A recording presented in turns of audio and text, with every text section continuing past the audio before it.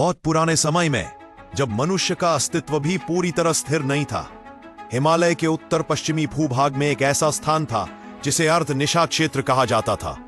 इसकी विशेषता यह थी कि वहां रात पूरी तरह समाप्त नहीं होती थी, दिन में भी हल्की सी नील काली आभा बनी रहती थी।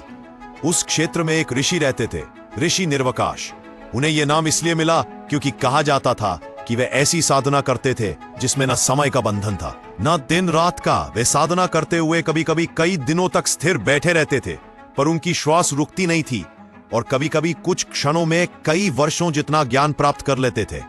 उनकी तपस्या एक ही उद्देश्य के लिए थी, रात्रि के 3 मुखों वाले देव का साक्षात्कार। इस देवता का नाम न तो वेदों में मिलता है, न पुराणों में, न ही किसी सामान्य ग्रंथ में, लेकिन तांत्रिक ग्रंथ निशा तंत्र में एक विचित्र उल्लेख मिलता है। रात का एक देव है जिसके 3 मुख हैं। पहला भूत अतीत की ओर देखता है, दूसरा वर्तमान को निगलता है, तीसरा भविष्य को फुसफुसाता है, और उसका शरीर धुआं है जो अपने आकार में स्थित है।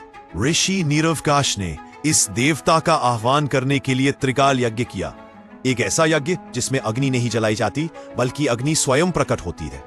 यज्ञ के अंतिम रात्रि पहर में अचानक एक गहरी निशब्द हवा चली, जंगल शांत हो गया, चंद्रमा के चारों ओर काला वृत्त बन गया, और यज्ञ के मध्य में धुएं की एक आकृति प्रकट होने लगी। धीरे धीरे 3 मुख उभरने लगे। प्रत्येक मुख की आंखें अलग थी।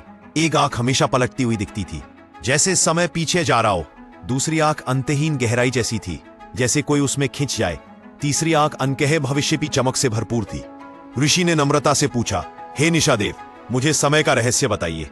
3 मुखों में से मध्य मुख ने कहा, समय को जानने वाला समय का दास नहीं रहता, पर समय को छूने वाला समय से बाहर हो जाता है। ऋषि ने आग्रह किया। तब देवता ने कहा, यदि तुम सच में जानना चाहते हो तो अपना वर्तमान मुझे अर्पित करो। और यह कहते ही दूसरा मुख, जो वर्तमान को निगलता था, धीरे से खुला। ऋषि ने दृढ़ता से अपनी आंखें बंद की, और उसी क्षण उनका वर्तमान उनसे छीन लिया गया। उसी पल ऋषि के शरीर में आश्चर्यजनक परिवर्तन होने लगा। उनका शरीर तो वही रहा, लेकिन वे अब किसी समय में स्थिर नहीं थे। वे कभी अतीत में प्रकट हो जाते, कभी भविष्य की क्षणिक झलक में दिखाई देते, कभी वर्तमान में आते, लेकिन बिना किसी छाया के। उनकी मृत्यु भी समय के बंधन में नहीं रही। कथा कहती है कि वे आज भी अस्तित्व में हैं, कभी बर्फीली चोटियों पर, कभी घने जंगलों के भीतर, कभी शांत धूप में अचानक पीछे से एक छाया रहित आकृति की तरह कुछ क्षण के लिए प्रकट होते हैं और फिर गायब हो जाते हैं। स्थानीय लोग इसे निर्वकाश दर्शन कहते हैं। कहते हैं कि जिस रात चांद की रोशनी अचानक फीकी पड़ जाए और हवा स्थिर हो जाए और किसी को अनजानी फुसफुसाहट सुनाई दे, को समझ लेना चाहिए कि 3 मुखों वाला निशादेव किसी समय भ्रमित साधक को खोज रहा है।